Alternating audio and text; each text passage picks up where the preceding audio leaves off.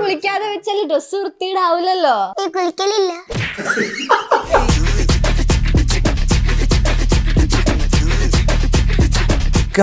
ആരും ഒരു പെൺകുട്ടി മെസ്സേജ് അയക്കുന്നുണ്ട്.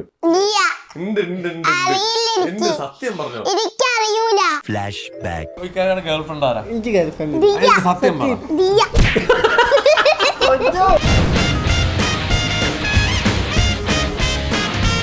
ഓക്കെ, വീട്ടിലെ പണികൾ ഏറ്റവും കൂടുതൽ ചെയ്യുന്നതാരാ? എനിക്ക് ഈ ഒരു ബിസിനസ്സും ഇൻസ്റ്റാഗ്രാമിൽ വീഡിയോ ഇടുന്നതൊക്കെ ഒരു പണിയായി വന്നില്ലേ. അപ്പൊ ഞാൻ അതിൻ്റെതായിട്ടുള്ള എനിക്ക് ഇൻസ്റ്റാഗ്രാമില്ലേ, എനിക്ക് അതിൽ കുറെ പണിയില്ലേ, ഞാനൊക്കെ ചെയ്തെടുക്കല്ലേ. എനിക്കും ഇൻസ്റ്റാഗ്രാം ഉണ്ട്, ഒരുപാട് പണികളുണ്ട് അല്ലേ?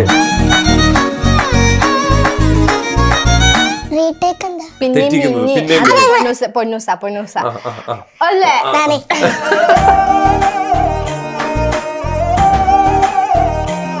എന്നാൽ ഇവിടുത്തെ ഏറ്റവും ഭംഗി ആർക്കാ?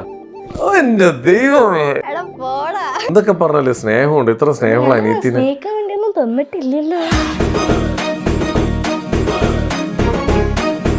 ബിഗ് ബോസിലാകെ ഇപ്പൊ 100 ദിവസം എങ്ങാനും ഉണ്ടാവാൻ നിൽക്കുന്നത്. അപ്പൊ അവിടെ 100 ദിവസം നിന്ന് വെച്ചിട്ട് നമ്മളെ ലൈഫില് പ്രോഫിറ്റുകൾ ഉണ്ടാവാൻ പോകുന്നു.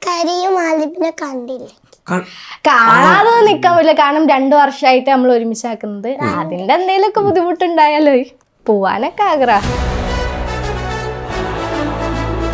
അവിടുത്തെ കണ്ടസ്റ്റൻസ് വേണമല്ലോ വോട്ട് ചെയ്തിട്ട് ഔട്ടാക്കാൻ. ആദ്യം നോമിനേഷന് വരണമെങ്കിൽ അവിടുത്തെ കണ്ടസ്റ്റൻസ് വിചാരിക്കണമല്ലോ. അപ്പം എനിക്ക് പേഴ്സണലി മെസ്സേജ് അയച്ചിട്ട് പറഞ്ഞു, റൂം എടുക്കാ വരുവോ, എനിക്ക് നിന്നെ വേണം, ഞാൻ നിനക്ക് എത്ര പൈസ വേണേലും തരാം.